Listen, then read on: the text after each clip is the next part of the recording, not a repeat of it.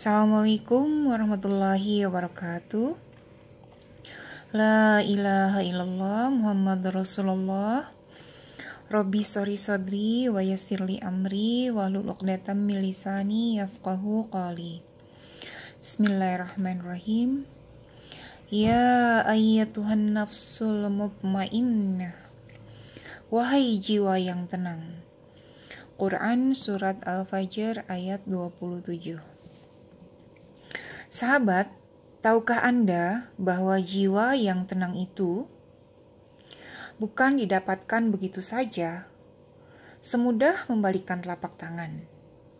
Pernahkah Anda bertanya ke diri sendiri, seberapa tenangkah jiwaku ini? Jika level 1 sampai 10, 1 sangat tidak tenang dan 10 sangat tenang. Ada di level berapakah kira-kira Anda berada? Pernahkah Anda tanyakan pada diri Anda sendiri? Oke, kalau sudah, alhamdulillah. Kalau belum, silahkan tanya ya. Ada di level berapa ketenangan jiwa Anda? Nah, gitu ya. Sahabat, untuk mendapat hadiah dijemput oleh malaikat maut sebagai jiwa yang tenang di akhir hayat, bukannya didapat begitu saja dengan instan. Semuanya harus dilatih saat kita hidup di dunia ini. Sepanjang karir saya sebagai professional coach dan juga konselor, alhamdulillah saya banyak berkunjung dan observasi ke panti rehabilitasi jiwa dan juga panti lansia. Kali ini saya mau sedikit cerita tentang apa yang saya lihat di panti lansia tersebut. Di antara para lansia tersebut, ada yang jiwanya sudah sangat tenang. Namun masih banyak banget yang jiwanya masih tegang, masih cemas, masih gelisah ya. Nah, itu yang saya lihat, masih banyak jiwa-jiwa lansia yang belum tenang, alias masih tegang dan masih banyak kecemasan. Ini tentu membuat saya sangat-sangat miris, mengingat usia lansia seharusnya jiwanya udah sangat tenang. Ibarat kata nih, tinggal menuju lepas landas aja. Ya kan, untuk menuju lepas landas kan harusnya sudah tenang, sehingga ketika dijemput oleh malaikat maut, sudah dalam keadaan tenang. Gitu ya teman-teman. Karena melihat banyak banget para lansia yang jiwanya masih tegang banget, sehingga saya sangat-sangat concern untuk membuat materi tentang jiwa yang tenang ini. Kenapa? Karena banyak orang yang melupakan berlatih untuk meraih, untuk mendapatkan, untuk membentuk jiwa yang tenang di usianya masih sangat muda. Gitu ya. Mungkin ada yang merasa, karena keluarga aku kan meninggalnya pada banyak usianya, udah sampai lansia gitu kan. Jadi santai aja gitu. Padahal nggak gitu teman-teman ya. Banyak orang yang berharap usianya sampai lansia, ternyata diambilnya di usia muda, dijemputnya di usia muda. Ya, seperti sahabat saya kemarin, Soraya Abdullah, itu masih sangat muda. Qadarullah, batas usianya sudah sampai dan dijemput oleh malaikat. Semoga jiwamu tenang di sana ya, ayah. Ada juga yang dia tuh berharap-harap, saya pernah lihat di satu Facebook itu, salah satu akun, dia tuh berharap setiap hari Jumat itu dia menunggu itu saat-saat kematian dia. Wah, ternyata masih ada umur, Jadi setiap hari Jumat dia selalu menunggu waktu-waktu, siapa tahu dia dipanggil saat itu, dijemput oleh malaikat maut. Nah, gitu ya. Nah, alhamdulillah jika sampai lansia, maka itu adalah bonus dari Allah. Seharusnya ketika Allah memberikan kita usia panjang sampai lansia, itu adalah usia yang panjang dan barokah. Gitu ya.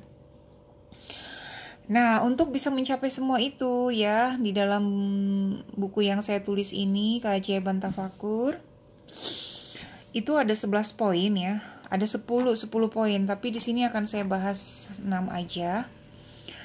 Gimana caranya latihan? Yang pertama, ya, untuk meraih jiwa yang tenang. Nanti teman-teman bisa improve sendiri ya. Yang pertama yaitu berlatih tetap duduk di tempat sholat minimal 10 menit sesudah sholat. Ini bagi yang muslim. Namun bagi yang bukan muslim, yang Nasrani, Kristiani, Buddha, Hindu, dan lain sebagainya, bisa menyesuaikan dengan agama Anda ya. Nah, melatih sikap tenang setelah sholat ini dengan cara duduk di tempat sholat sekitar 10 menit minimal. Sambil melatih menarik nafas dan kemudian hembuskan. Ya, jika Anda lakukan ini terus-menerus, insya Allah jika ada dalam keadaan apa-apa, Anda akan fokus ke pernafasan Anda. Karena Anda sudah terbiasa berlatih, tarik nafas, tahan sejenak, baru kemudian hembuskan.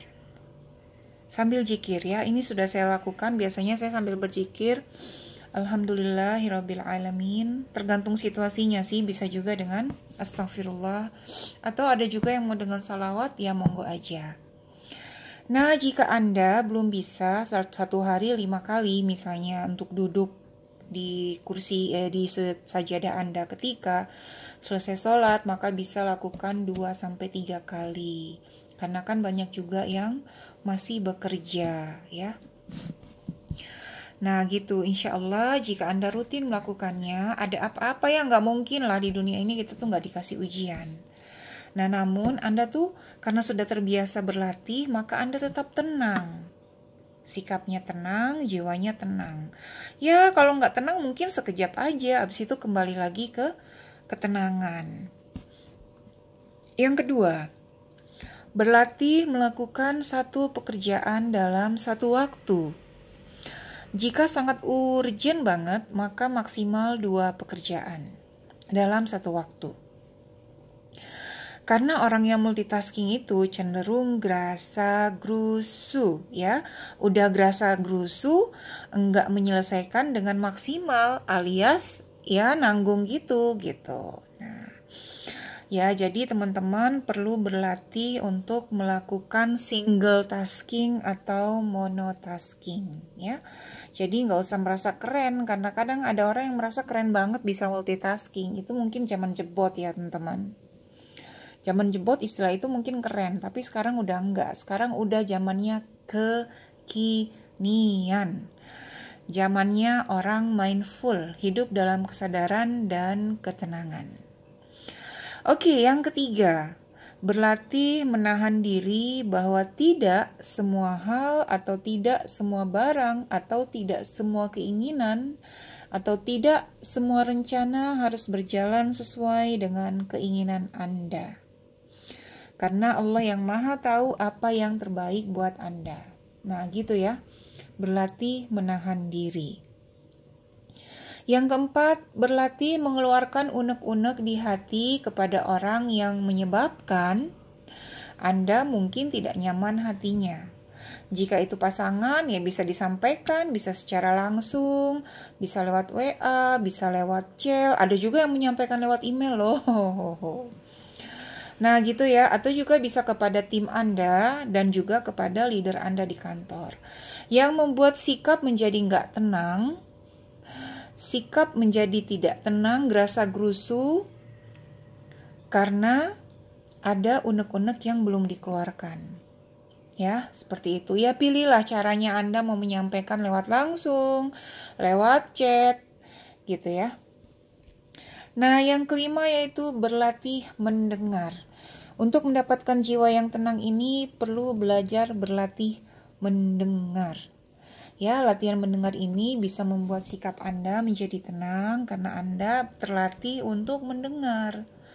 Ya, mendengar orang lain, mendengar pasangan, mendengar anak, mendengar orang tua, atau bahkan mendengar suara angin dan gemericik air ya. Ini saya juga masih sangat perlu latihan walaupun saya seorang professional coach yang kerjaannya mendengar, tapi saya masih sering sangat berlatih untuk mendengar. Saya paling suka tuh mendengar suara gemericik air atau suara angin. Kalau naik mobil tuh saya suka membuka kaca jendelanya, taruh gadget, dan kemudian mendengar suara angin, sepoi-sepoi, gitu ya. Nah, gitu. Yang selanjutnya yang harus dilatih adalah yang keenam, berlatih menjadi diri apa adanya. Jika apa adanya, jiwa menjadi tenang karena menjadi diri sendiri dan tidak perlu tampil sempurna di depan orang lain. Mungkin ada orang yang mengatakan, terus kalau tampil sempurna nggak usah maksimal dong ngerjain sesuatu. Iya, Anda tetap melakukannya secara maksimal. Namun jika qadarullah itu ternyata belum sempurna, maka take it easy, santai aja. Karena kesempurnaan itu bukanlah milik makhluk, bukanlah milik seorang hamba, tapi milik Allah Subhanahu wa Ta'ala. Kalau Anda ingin apa-apanya sempurna, tampil di depan manusia sempurna, Anda menyalahi kodrat. Karena itu bukan kodrat sebagai hamba. Kodrat sebagai hamba itu berusaha maksimal, tapi bukan tempatnya kesempurnaan, ya. Anda membuat diri Anda tenang dengan berlatih menjadi apa adanya, dan kemudian membuat orang lain di sekitar Anda juga tenang ya. Karena gimana sih, nggak enak ya kita berada di dekat orang yang semuanya serba harus sempurna gitu loh. Jadi kita bukannya jadi diri sendiri di depan pasangan kita, orang tua kita, atau anak kita, kita malah menjadi orang lain. Mungkin kalau keluarga udah biasa, tapi di depan orang banyak gitu ya. Jadi apa adanya aja. Saya sendiri sebagai pembicara juga, mindset saya tuh kalau mau berbicara di depan orang, saya itu selalu seperti pengen ngobrol-ngobrol sama orang gitu ya. Mudah-mudahan bermanfaat. Barakallahu fikum. Assalamualaikum.